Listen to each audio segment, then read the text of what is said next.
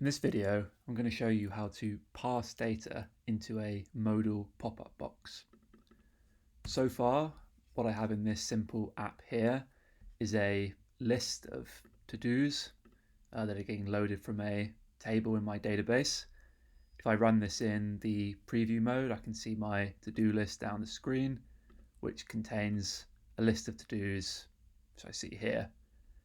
If you need information on setting this first part up, then you can watch the video on building the simple to-do app. What I've also got on the screen as well, if I come into my navigator, is a conditional component at the bottom here, which when toggled on, displays a modal pop-up box in the center of the screen.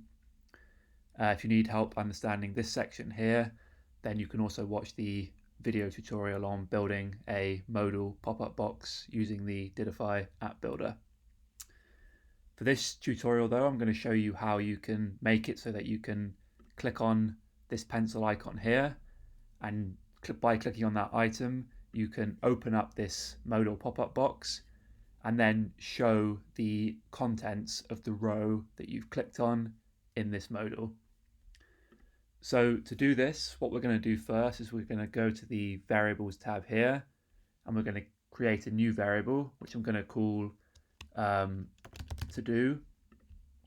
I'll set the type to modal and then pick the to-dos table. This to-do will represent one single to-do. Specifically, it will represent the to-do that I've clicked on for the individual row.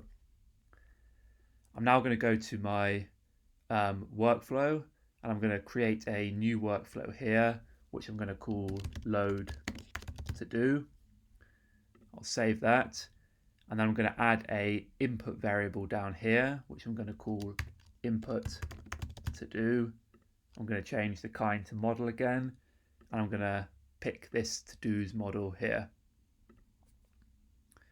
I'm then going to add an event on the right hand side of the screen here, and that event is going to be the set field event. The set field event I can use to set the value of one of my variables that I've created on this page here. If I click on this little icon then and pick this new to-do variable, I'm going to set that equal to the input to do that I created on my workflow. If I come back to my design page here now, and I go to my pencil icon that I've added and go to the little lightning bolt symbol over here, I can attach this workflow to the icon so that when I click on that icon, it triggers the workflow to run. So for the trigger, I'm going to pick on click. For the workflow, I'm going to pick load to do. When I select this, what you'll see now is at the bottom here, you have this input variables section. This input variables section shows you all of the variables that you've created here as input variables. At the moment, we just have this one input to do, but if I was to add another one here, test, and save that, and then come back to my design tab, you can now see I have two input variables displaying here. These input variables allow you to pass variables into your workflow. What I mean by that is, what I can do now is I can click on this little icon here for my input variable, and I can bind that input variable to a particular value. In this case, I could bind it to the individual row that I'm displaying the item for.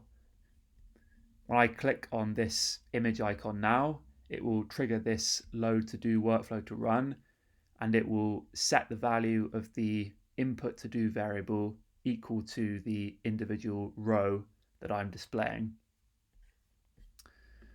In my workflow then, as I showed you, we've got a set field event here, and that set field event is then just going to set the value of this global to do variable that I created equal to the value of the input to do. In other words, equal to the individual row that I'm passing into the workflow. If I go back to my design tab now and go to my modal pop-up box that I've created here, for the condition on the conditional component, what I can do is I can set that condition equal to a formula, I can put in the following formula. I can say to do true, otherwise false. What this is saying is if the to-do has been set, if this particular variable has been given a value, then this condition will return true. If it hasn't been given a value, then this condition will return false. In other words, after we've run the set or the load to do workflow, this to do variable will have a value in it, and this will therefore resolve as true and force the modal pop-up box to display on the screen. In the modal pop-up box then I can come and I can select this paragraph here. At the moment this is just displaying static text, but what I could do is I could come in here and I could do text and I could pick my to-do model here and use that in my modal pop-up box. Again, I might want to use a formula here. I could do something like this.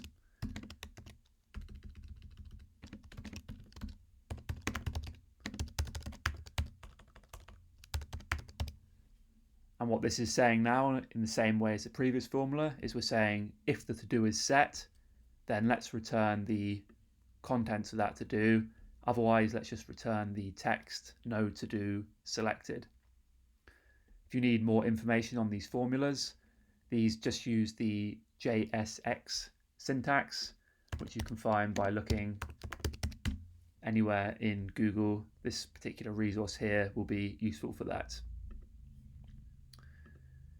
If I come back now then and regenerate the code, what I should see is when I click on this little pencil icon here, it will run the load to do workflow here. That will set the value of my to do variable. And then my condition that I've got here, which controls whether this modal pop-up box is displayed, will then result as true, forcing the modal pop-up box to display on the screen. So if I come back to my test app here and just refresh the screen, click on this icon, and you can now see the modal pop-up box is loaded and it has the word test in it, which is the name of the to-do item that I clicked on there.